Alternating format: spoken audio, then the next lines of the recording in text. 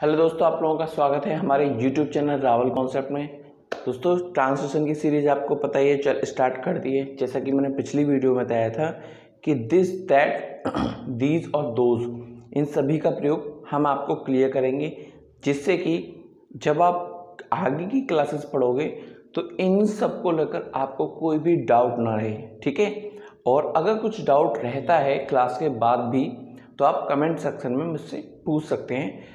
उससे रिलेटेड या उससे रिगार्डिंग या तो मैं कुछ अलग से स्पेसिफिक आपके लिए वीडियो बना दूंगा, या फिर किसी क्लास के दौरान जब मुझे ये महसूस होगा कि हाँ बहुत सारे बच्चों का कन्फ्यूज़न है किसी एक स्पेसिफिक टॉपिक को लेकर, जो भी आप कमेंट बॉक्स में करोगे, ठीक है, या फिर मुझे लगेगा कि बहुत सारे कमेंट आ रहे हैं अलग अलग टॉपिक्स को लेकर, तो मैं एक सेपरेट वीडियो बना दूंगा, या फिर समय मिलेगा तो किसी वीडियो में स्टार्टिंग में या फिर एंड में समझा दूंगा। ठीक है, तो आज हम कोशिश करेंगे कि आप ये चीज़ समझ सको कि इसमें अंतर क्या क्या होता है, कब किसका प्रयोग कहाँ कहाँ होता है। ठीक है, तो क्लास को स्टार्ट करते हैं। आज हम जो सीखेंगे दिस, दैट, दीज और दोज का प्रयोग सीखेंगे।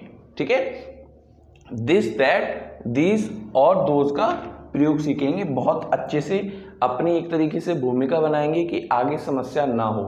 ठीक है, चलो स्टार्ट करते हैं। देखो दिस, ठीक है, दिस को क्या बोलते हैं? दिस को प्रोनाउंसिएशन क्या करते हैं? दिस करते हैं। ठीक है, दिस को क्या करते हैं प्रोनाउंसिएशन? दिस। इसको यह बोलते हैं। इसका जो हिंदी में अर्थ होता है यह होता है। ठीक है, यह एक मार्कर है, यह एक मार्कर है, यह एक व्हाइट बोर्ड है। ठीक है, चलो साथ ही साथ इसका प्रयोग यह के संदर्भ में भी होता है। यह के संदर्भ में व्यवहारिक में हम बहुत सारी चीज़ों का प्रयोग कर देते हैं, जैसे कि यह तो हमें पता ही है क्या बोल देते हैं, ये एक मार्कर है, ये एक मार्कर है। इस समय भी हम दिस का ही प्रयोग करेंगे। ठीक है, ये एक मार्कर है, ये एक ब्लैक बोर्ड है, ठीक है, सॉरी व्हाइट बोर्ड है। तो यह और ये दोनों किसके लिए प्रयोग होते हैं? दिस के लिए। अब कंफ्यूजन, अभी आप कहोगे सर ये तो दीज के लिए प्रयोग होता है, जिसको जानकारी है अभी आप देखते जाओ, अंतर पता चल जाएगा। ठीक है, दैट, दैट क्या बोलते हैं इंग्लिश में? इसको बोलते हैं दैट। ठीक है, इंग्लिश में बोलते हैं इसको दैट। इसका अर्थ होता है हिंदी में वह। ठीक है,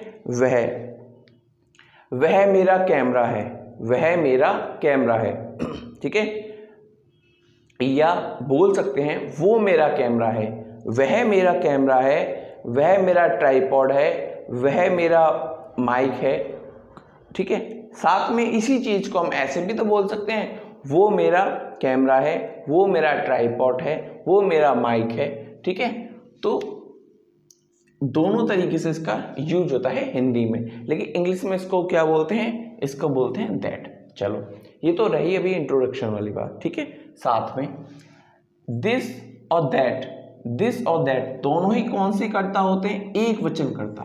क्या होते हैं? सिंगुलर होते हैं, एक वचन कर्ता होते हैं। ठीक है, क्लियर?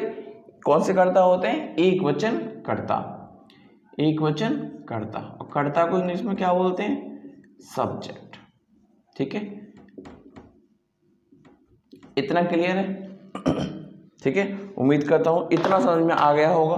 ठीक है, चलो अभी कुछ भी जो भी डाउट्स हैं जब हम एग्जाम्पल लेंगे सब क्लियर हो जाएगा, फिक्र ना करें। दीज, क्या? दीज। ठीक है, दीज, दीज को बोलते हैं ये। क्या बोलते हैं? ये मेरी किताबें हैं, ये मेरी किताबें हैं। ठीक है, और इसको क्या बोलते हैं? इसको बोलते हैं दोज। क्या बोलते हैं? दोज। और हिंदी में बोलते हैं इसको वे। हिंदी में इसका अर्थ क्या आता है? वे मेरी किताबें हैं, वे मेरी किताबें हैं। ठीक है, अब ये क्लियर हो गया, ये मेरी किताबें हैं। ठीक है, सॉरी, दीज को क्या बोलते हैं हिंदी में? ये। और दोज को हिंदी में क्या बोलते हैं? वे। इतना क्लियर? ये कौन सा करता है? ये बहुवचन करता है। कौन सा करता है? बहुवचन करता। ठीक है, ये एक वचन करता था, ये कौन सा करता है? ये बहुवचन करता है। ठीक है, और कर्ता मैं आपको पिछली वीडियो में बता चुका हूं, दो प्रकार के होते हैं, एक वचनकर्ता और बहुवचनकर्ता, सिंगुलर प्लूरल। ठीक है, चलो तो ये चीजें आपको अब तक क्लियर हो गई होंगी। ठीक है, हमने जान लिया दिस और दैट, इसको इंग्लिश में क्या बोलते हैं, दिस और दैट बोलते हैं। हमने क्या क्या जाना, दिस को यह बोलते हैं और ये भी बोलते हैं, दैट को वह बोलते हैं और वो भी बोलते हैं। साथ में कौन सा कर्ता होता है, एक वचनकर्ता। क्लियर।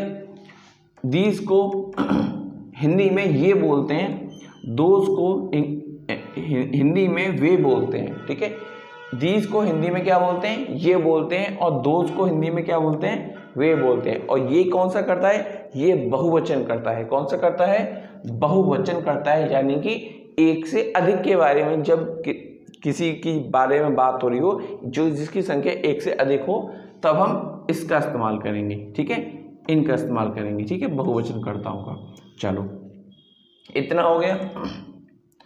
एक बार इस सारणी को और देख लेते हैं, फिर हम इधर एग्जाम्पल की सहायता से समझने की कोशिश करेंगे। देखो इतना तो आपको क्लियर है कि एक वचनकर्ता में क्या आएगा, दिस आएगा और दैट आएगा। ठीक है, एक वचनकर्ता में दिस आएगा और दैट आएगा। और जो कि ये सिमिलैरिटी है, दिस के और दैट के बीच में क्या है, सिमिलैरिटी है, समानता है। कि उसमें क्या समानता है, कि वो एक वचनकर्ता की श्रेणी में आते हैं। क्लियर। अब देखो बहुवचनकर्ता की श्रेणी में क्या कौन कौन आता है, आता है आपका दीज आता है और दोज आता है, दीज आता है और दोज आता है। क्लियर। ये इनकी समानता है, ये इनकी समानता है कि बहुवचन के साथ प्रयोग होते हैं। ठीक है, इतना क्लियर। चलो अब दीज और दोज की अगर समानता की बात करी जाए कि इनमें क्या समानता है, इनमें क्या समानता है, तो इनमें समानता है कि ये पास की वस्तुओं के लिए इस्तेमाल होते हैं, पास रखी हुई वस्तुओं के लिए इस्तेमाल होते हैं। ठीक है, पास रखी हुई वस्तुओं के लिए इस्तेमाल होते हैं। जैसे कि अगर मैं बात करूं, दिस का एग्जांपल लूं और पास की किसी वस्तु का इस्तेमाल करूं, तो मैं बोलूंगा यह मार्कर है, यह मार्कर है, this is a marker, this is a marker. पास में है ना मेरे, ये मार्कर मेरे पास में है, तो मैं बोलूंगा दिस इज ए मार्कर। ठीक है, अब इनकी संख्या एक से अधिक हो गई, यानी कि 2 हो गई, 3 हो गई या इससे अधिक हो गई, तो मैं बोलूंगा these are markers, these are markers. देखो जब एक वचन था तो मैंने दिस का प्रयोग करा, जब एक से अधिक हो गया, जब एक से अधिक हो गए, 3 हो गए या 2, एक से अधिक मतलब 2 हो गए या 2, ठीक है, 2 से जो एक से अधिक जितने भी हो गए, ठीक है, तो हम क्या किसका इस्तेमाल करेंगे, और साथ में चीज पास होनी चाहिए। ठीक है, पास में होनी चाहिए। अब क्या होगा, हम दीज का प्रयोग करेंगे, these are markers, these are marker. तो दिस में और दीज में क्या समानता है, समानता है कि भाई ये दोनों का प्रयोग पास की वस्तुओं के लिए किया जाता है। किसके लिए, पास, जो हमारे पास हो उसके लिए किया जाता है। क्लियर। चलो आगे देखते हैं। अब बात करते हैं दैट में और दोज में क्या समानता है। दैट में और दोज में क्या समानता है कि भाई दैट और दोज दोनों ही दूर की चीज़ों के लिए इस्तेमाल होते हैं, जो हमसे दूर हो, जो हमसे दूर हो उसके लिए हम इस्तेमाल करते हैं। ठीक है, हम इस्तेमाल करते हैं किसके लिए, दूर की वस्तुओं के लिए। मान के चलिए ये मार्कर है और थोड़ा दूर है मेरे से, ठीक है, ये मेरे से दूर है और मैं कहता हूँ that is a marker, that is a marker. ठीक है, दैट इज ए मार्कर। अब मुझसे दूर है लेकिन अभी एक मार्कर की बात हो रही है तो हम दैट का प्रयोग कर रहे हैं। अभी हम एक मार्कर की बात कर रहे हैं तो किसकी यूज कर रहे हैं, दैट का यूज कर रहे हैं, लेकिन साथ में चीज एक और है कि वो हमसे दूर है। ठीक है, दैट इज ए मार्कर, वह मार्कर है। ठीक है, वह मार्कर है, या फिर हम बोल देंगे वह के साथ साथ वो मार्कर है, वो मार्कर है। ठीक है, अब संख्या एक से अधिक हो जाती है तो पहुंच गया बहुवचन में। ठीक है, या दो के बजाय 3 हो जाती है, एक से अधिक हो गई मतलब बहुवचन में पहुंच गया। अब हम बोल रहे हैं those are markers, those are markers, वो मार्कर हैं, वो मार्कर हैं, ठीक है। तो किस में हो गया, वो बहुवचन में हो गया, ठीक है। किस में हो गया, वो बहुवचन में हो गया। लेकिन समानता क्या थी, जब दैट की बात कर रहे थे तभी भी दूर था, जब दोज की बात कर रहे हैं तभी भी दूर है, ठीक है। तो ये क्या है, ये दैट और दोज की समानता है कि वो दूर की वस्तुओं के लिए इस्तेमाल होते हैं। दिस और दीज की ये समानता है कि वो पास की वस्तुओं के लिए इस्तेमाल होते हैं, ठीक है। आई होप आप सभी को समझ में आ गया हो, ना भी आया हो तो देखो मैंने एक चार्ट और बनाया है, शायद समझ में आ जाए, ठीक है। देखो एक वचन, एक वचन, एक वचन का जब हम इस्तेमाल करते हैं, ठीक है, और चीजें हो पास में, एक वचन का जब इस्तेमाल करते हो चीजें हो पास में, ठीक है।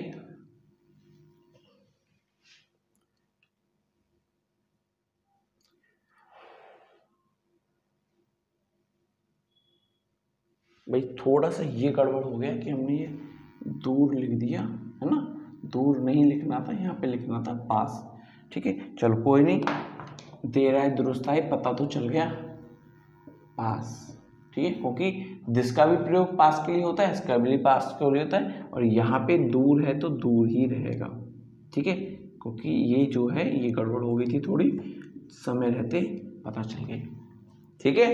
चलो अब इसको स्टार्ट करते हैं, बाकी आपका ठीक है पूरा, ठीक है, कोई वो समस्या नहीं है। दिस इज ए कैट, कोई चीज पास में है, बिल्ली पास में है, हम उसको बोल रहे हैं दिस इज ए कैट, ठीक है। This is a cat, this is a computer, पास में है, पास में है कंप्यूटर, हम बोल रहे हैं computer, this is a computer, ये है कंप्यूटर है। This is a chair, this is a chair, ये है चेयर है। दिस इज ए टेबल, एक संख्या है, सभी की क्या है देख रहे हो, एक वचन में है और दिस का प्रयोग हो रहा है लेकिन पास के लिए हो रहा है, दिस इज ए टेबल, ठीक है।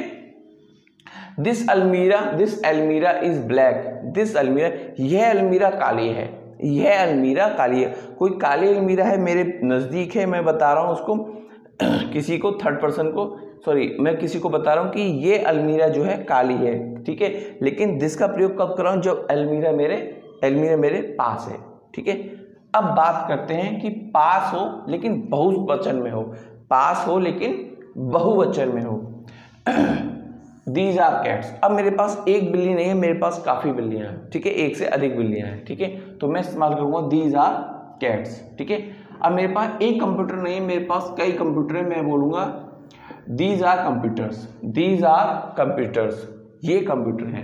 मेरे पास अब एक चेयर नहीं है, जो मेरे पास रखी हुई चेयर हैं उनकी संख्या एक नहीं है, एक से अधिक है, दो हो सकते हैं, तीन हो सकते हैं, कितना भी हो सकती हैं, लेकिन होंगी एक से अधिक तभी बहुवचन में जाएंगी, ठीक है। तो बोलूंगा these are chairs, these are chairs, ठीक है। अगला है दीज आर टेबल्स, मेरे पास टेबल रखी है, ठीक है, एक से अधिक, जिनकी संख्या एक से अधिक है, मतलब बहुवचन हो गया, दीज आर टेबल्स, ठीक है। मेरे पास अलमीरा है, अब जो पहले मैंने बोला था अलमीरा क्या थी, काली थी, एक थी संख्या, लेकिन अब संख्या थोड़ी बढ़ चुकी है। These almirahs are black, these almirahs are black, ठीक है। चलो आगे देखते हैं। ये हो गया अपना दिस का और दीज का, ठीक है। दोनों में अंतर क्या है, अंतर है कि ये एक वचन के लिए इस्तेमाल होता है और ये बहुवचन के लिए इस्तेमाल होता है, ठीक है। ये एक वचन के लिए इस्तेमाल होता है और ये बहुवचन के लिए इस्तेमाल होता है। चलो यहाँ पर भी हमने गड़बड़ कर रखी थी, ये होता है बहुवचन के लिए, ठीक है, और ये होता है एक वचन के लिए, ठीक है। चलो ये होता है, गड़बड़ हो जाती है, कोई नहीं,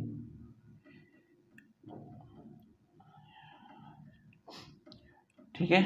चलो इसको क्या करते हैं, ये होता है एक वचन के लिए, क्या, ये एक वचन के लिए और ये बहुवचन के लिए, ठीक है। लेकिन समानता क्या है, दोनों ही दूर के लिए है, दोनों ही दूर के लिए हैं। चलो क्या कहते हैं, ये वाला हो गया था ना, हाँ ये हो गया। चलो एक बार और देख लेते हैं। These are tables, these are tables, ये क्या है, ये मेजें हैं। दीज अलमीराज आर ब्लैक, ये अलमीरा कैसी हैं, काली हैं। चलो अब देखते हैं दैट का प्रयोग। दैट का प्रयोग आपको पता ही है, ठीक है, मैंने क्या बताया था, दूर की वस्तु के लिए होता है और एक वचन के लिए होता है। दूर की वस्तु के लिए होता है और एक वचन के लिए होता है, ठीक है, दूर की वस्तु के लिए और एक वचन के लिए।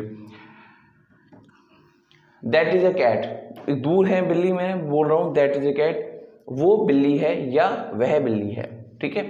That is a cat. That is a computer, कहीं दूर कंप्यूटर रखा है मुझसे और मैं बोल रहा हूँ दैट इज ए कंप्यूटर, वह कंप्यूटर है। That is a chair, that is a chair, वह चेयर है। दैट इज ए चेयर, वह चेयर है, या फिर बोल दूंगा वो चेयर है, ठीक है, वो चेयर है। दैट अलमीरा इज ब्लैक, दैट अलमीरा इज ब्लैक, ठीक है, वह अलमीरा कैसी है, वह अलमीरा काली है। और क्या है, मुझसे दूर है और साथ में क्या है, एक वचन में है, ठीक है। तो क्लियर हो गया होगा। चलो अब दोज देखते हैं। Those are cats, those are cats, वो बिल्लियां हैं। अब चीजें क्या हैं, दूर हैं, लेकिन अंतर क्या है, अंतर यह है कि वो अब बहुवचन में हो गई।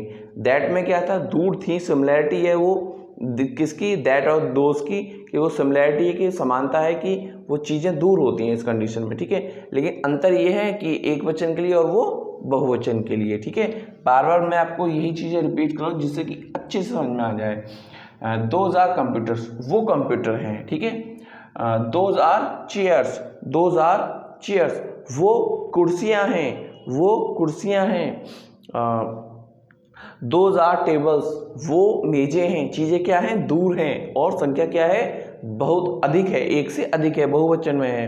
Those almirahs are black, those almirahs are black, वो अलमीरा कैसी हैं, वो अलमीरा काली हैं, ठीक है, वो अलमीरा काली हैं। चलो आई होप आपको ये सारा का सारा चीज़ें समझ में आ गई होंगी, ठीक है। ये सारी चीज़ें जितने भी मैं आपको टेंस पढ़ा रहा हूँ, मेरा मेन क्या है, आपको स्पीकिंग सिखाना, साथ में आपको बेसिक की सारी चीज़ें, जितने भी ग्रामर में, जितने भी आप कॉम्पिटिटिव एग्जाम की तैयारी करो या कुछ भी आप तैयारी करो, हाउसवाइफ हो, कुछ भी हो, ठीक है, ये जो बेसिक मैंने सीरीज चला रखी है ग्रामर वाली टेंस की, ठीक है। अभी फिलहाल मैं टेंस खत्म करूँगा, लेकिन इसी सीरीज के तहत सारी की सारी ग्रामर मैं आपको क्लियर करा दूंगा। पहले टेंस की सारा समाप्त कराऊंगा, फिर ग्रामर भी इसी सीरीज के तहत मैं ले लूँगा। तो अधिक से अधिक इस जो सीरीज चला रहा हूँ, जो मेरी वीडियोस हैं, उनको अधिक से अधिक शेयर करें, चैनल को सब्सक्राइब करें और जो नीचे बेल आइकन दिया है उसको प्रेस कर लें, ठीक है। तो आई होप आपको समझ में आया होगा, ये स्पीकिंग में भी हेल्प करेंगी, ठीक है, क्योंकि बिना ग्रामर के आप स्पीकिंग भी नहीं सीख पाओगे।